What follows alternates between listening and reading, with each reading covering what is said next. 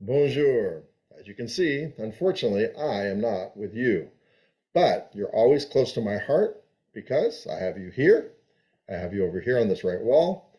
And all of those things, those gifts that you've given me, they're displayed. They remind me of our friendship, our relationship, and how important you are to me. And so I can pray for you. What I'm going to be doing over the next couple of videos is try to share with you what can you do to get ready for your master assessment. So let me go ahead and share my screen and I'll walk you through what exactly is this thing called a master assessment. So getting ready for your master assessment means this. It means that it's a time to celebrate your accomplishment.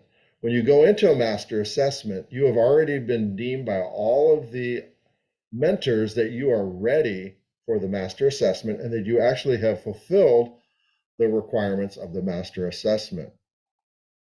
So, what is a master assessment?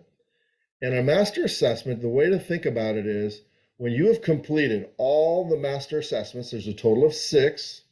There's the maturing disciple maker, biblically rooted Christian thinker, servant, shepherd, steward, leader, healthy relator, contextually reflective practitioner, and finally, the vocationally competent professional. When you have done a master assessment for each one of those and completed them or passed them, then you actually will have graduated. And so the master assessment will be over each of these character outcomes. And remember, the KLP is the Kingdom Leader Profile Character Outcomes. And when you've accomplished those, that means that we feel like you have accomplished what you're needed holistically, head, heart, and hands, to be able to minister more effectively in your setting at a master's degree level. So who will be there? Well, if you look on the right, you will be there. And if you look on the left, your mentor team will be there. So you will have your academic mentor, your life mentor, and your vocational mentor will all be with you when you do your master assessment. So then the next question is, what exactly is going to happen during this master assessment? And what's going to happen is you are going to be sharing what you have learned in the character outcome in the area of content, character, and craft. That's on the left column. And what you're going to be doing is just sharing, this is what God has taught me through this character outcome.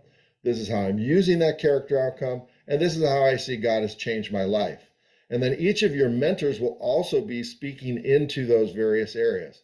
So your academic mentor will say, yeah, I've seen you really have grasped the knowledge that you need for this character outcome. Your life mentor will say, yes, I've seen your character begin to be transformed in this area due to this character outcome. And finally, the person who is monitoring what you're doing on the field, your vocational mentor, they'll say, yes, I've seen them actually apply this on the field, and I feel like they are ready. And then what we will do as a mentor team is we will give you a score of either 4, advanced competency, 3, competent, 2, developing competency, or 1, that we feel like you're not competent. And honestly, if you're not competent, we wouldn't have you enter into the master assessment. So what does it mean to have advanced competency? What that means is that you are not only do you know the material, but you're able to teach others that same material, and that your life reflects it, and you are a model of that, and you are doing it on the field, and you're helping others to know how to do that on the field. A level of competent means that, well, you personally have mastery in this area, but you're not quite ready yet to teach others how to do it. So whether it's the content, you know what you need to know, your character reflects, you are a model, and the last one, craft, you do know how to do it, you are doing it, you're regularly applying, but you're still not quite ready to teach others. And then if you're developing competency, that means you're still learning. You have much more information that you need to gain and the knowledge that you need to be able to do it. In the area of character, that your character is moving in the right direction, but there are still things that may be getting in the way of your ability to do it at a high level. And then finally, craft, that you're learning the process of how to work this out actually in the field.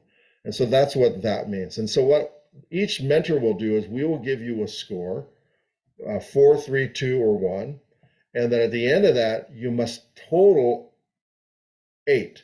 So if I gave you a 4 in the area of content and a 2 in the area of competency, and a 3 in the area of craft, that would be 4 plus 2 plus 3, which is 9, which is greater than 8, 8 or greater, therefore you would pass the master assessment. And so that's how that works. And so each of the mentors will give you a score, and all of the scores need to be 8 or above. And then when that is done, you will have finished. We'll also have you evaluate yourself, give yourself a score, but your score will not count towards your final assessment.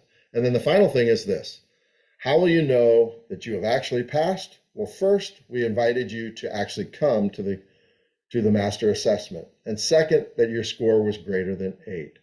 And really, the master assessment, by the time you get there, we believe that you have mastery in the area of the competencies that you need, holistically, head, heart, and hands, and that it's really a time for us to affirm and to celebrate with you what you have accomplished.